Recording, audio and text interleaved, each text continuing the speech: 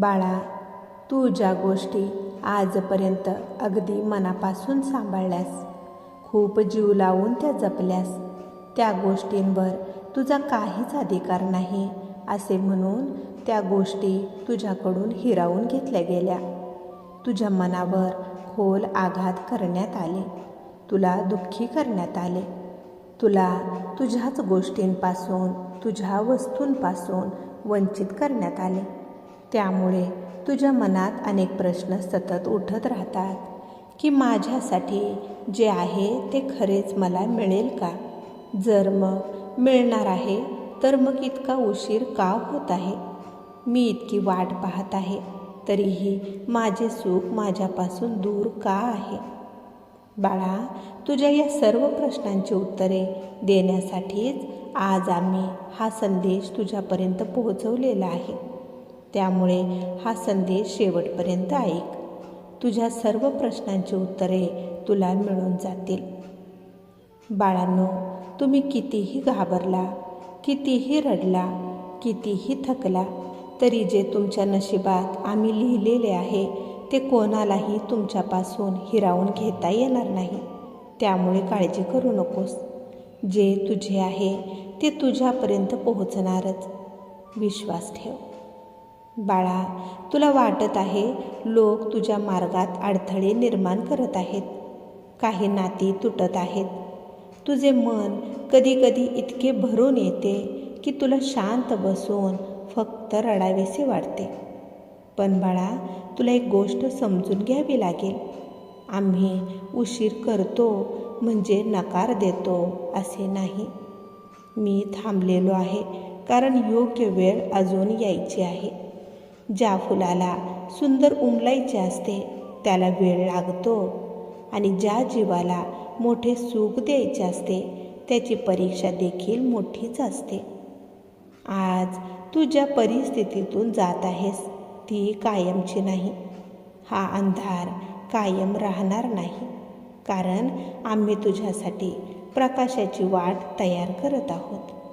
तुला वाटत आहे की सगळे पुढे निघून गेले आणि तूच मागे राहिलीस. पण लक्षात ठेव, प्रत्येकाचा प्रवास हा वेगळा असतो.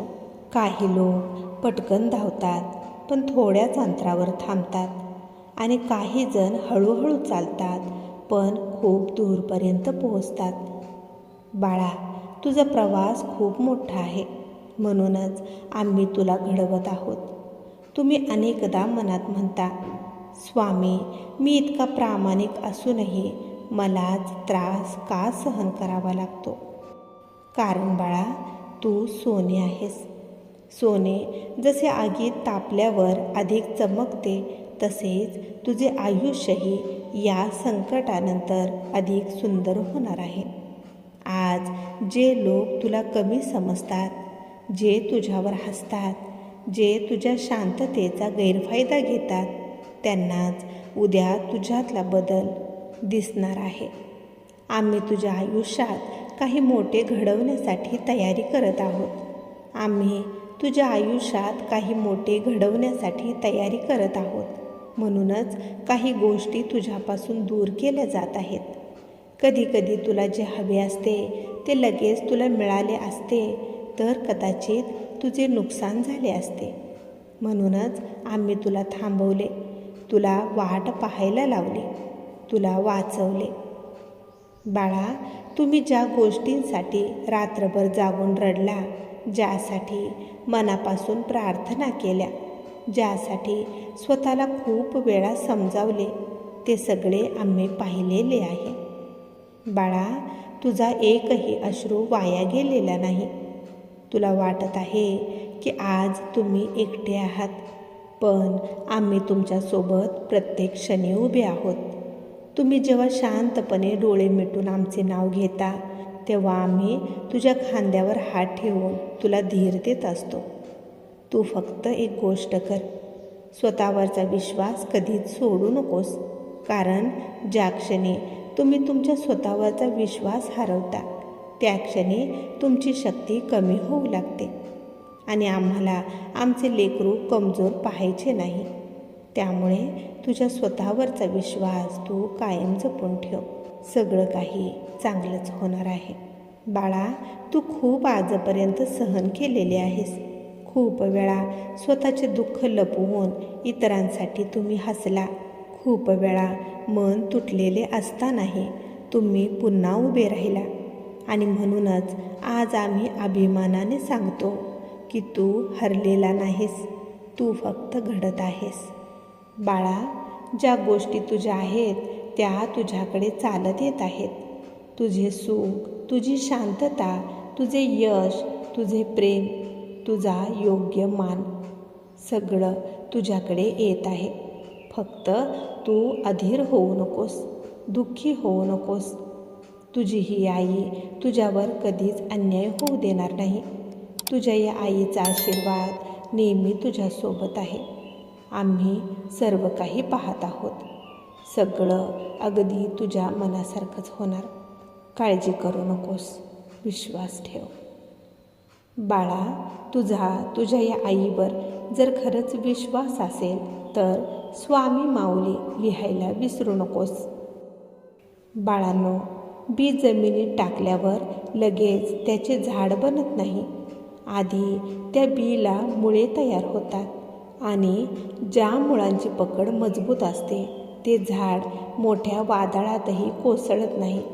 अगदी तसेच आम्हीही तुझी मुळे मजबूत बनवत आहोत, तुला तयार करत आहोत.